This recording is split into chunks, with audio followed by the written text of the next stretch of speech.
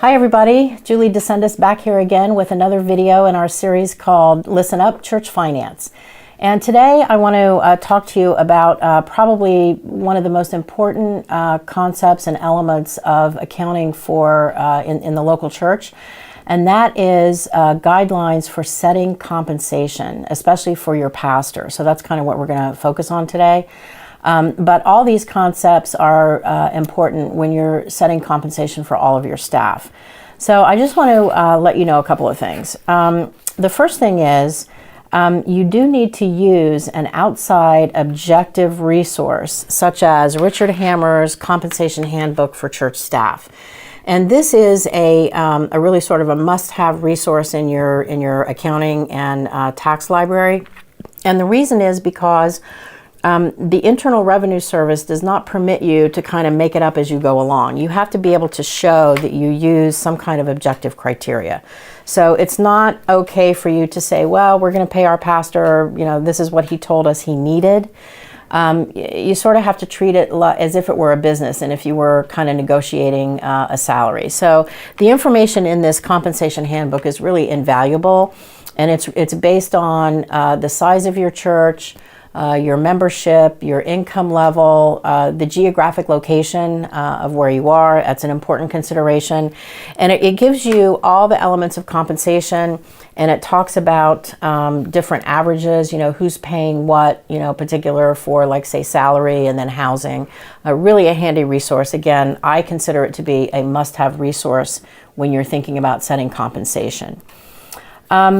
The second thing that you want to do is you need to prepare a list of all of the elements that you're considering.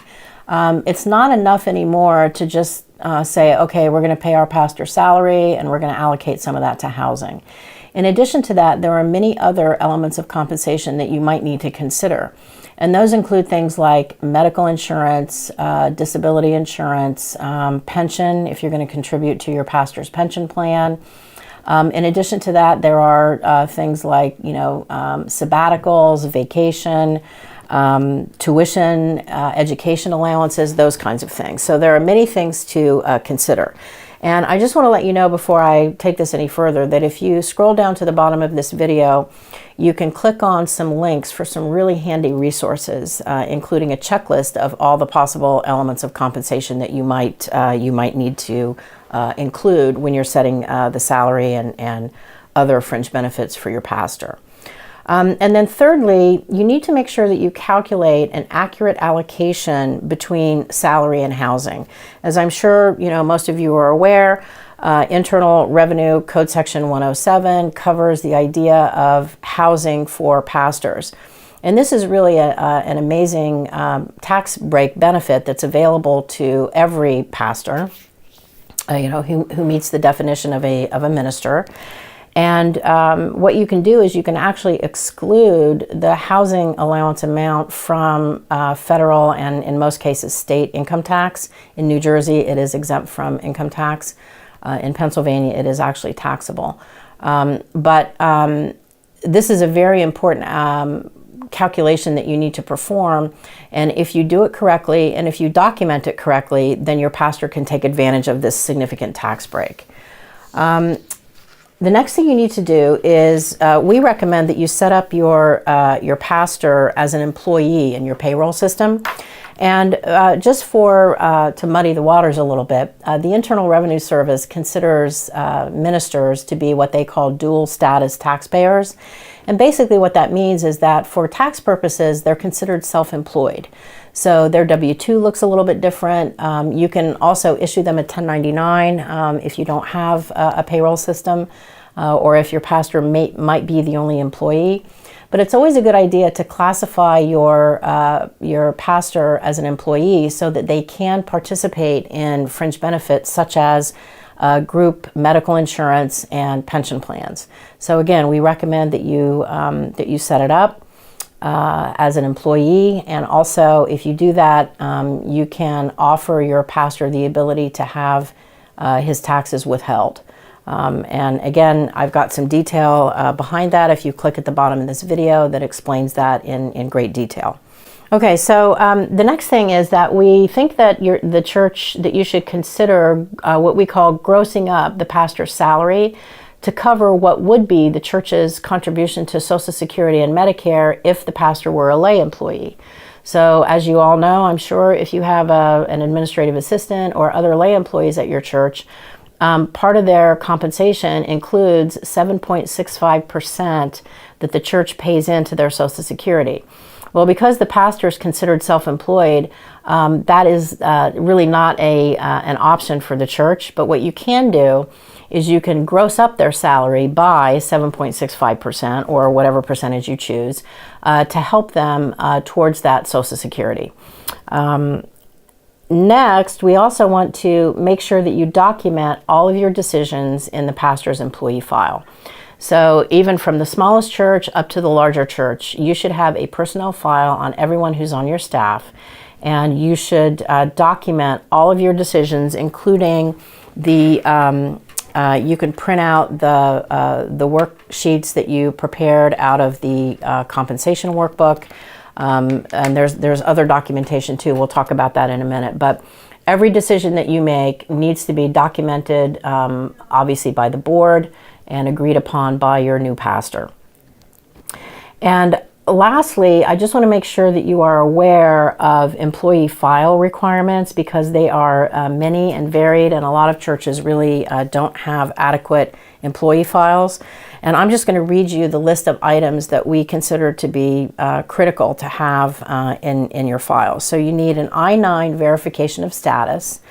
You need federal and New Jersey W-4 forms to document withholding amounts that your pastor may or may not want. You need medical and dental coverage forms and waivers if they're declining coverage. You need copies of background and credit checks. You need a detailed position description. This is also very important in case the IRS ever has a problem with how you set the compensation. If you can show them a detailed job description, that can go a long way towards justifying if you decide to pay outside of the recommended ranges. A copy of a signed letter of offer, together with a detailed job description. You need all the documents that relate to salary and housing that we discussed before, and you need all documents relating to the other compensation amounts, such as automobile allowance, written documentation regarding paid and unpaid time off, which includes vacation, sick time, personal time, sabbaticals, and a written policy regarding honorariums that the pastor might receive for funerals, weddings, and other outside engagements. Again, depending on how these are set up, they may or may not be taxable to the pastor, and they may or may not flow through the church. So those are just some items that, again, just in a very summarized fashion, that we hope you'll consider when you're setting compensation for your pastor. Also attached to this video is a PowerPoint presentation that I put together a while ago called Understanding Compensation, the Basics. I would highly recommend that you click on the link below this video so that you can read through this. This is sort of a little bit more detail than what I was able to cover for you this afternoon. So thank you so much for giving this video a look. We really appreciate everything you're doing for God's kingdom. Again, if you scroll down below this video, you'll be able to link up with the resources that I mentioned. Thanks again for watching. Stay tuned. There's a lot more videos to come. God bless and have a great day. Hey everybody, thanks again for watching this video, and I hope you found the content useful. Just wanted to mention, in order for you to stay connected and up to date, there's a couple things we'd like to invite you to do. First of all, we'd like you to join our Facebook group, which is called NJMN Financial Resources. And this is going to be a group that's going to have a lot of church leaders and bookkeepers and anyone really who's asking the same kind of questions that you are. And in addition to that, we'll have experts come on the Facebook page from time to time who can actually help you find the right answers. We're going to do some live chats, and there's going to be a lot of opportunities for interaction, so I strongly urge you to go ahead and join our Facebook group. Also, if you check below this video, there may be some additional resources that are linked to this video, so just go ahead and scroll down, and anything that's attached to this video, you can snag it right off here.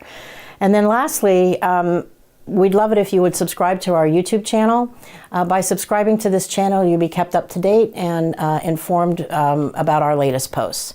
So again, thanks very much for your support. Thanks for watching, and God bless.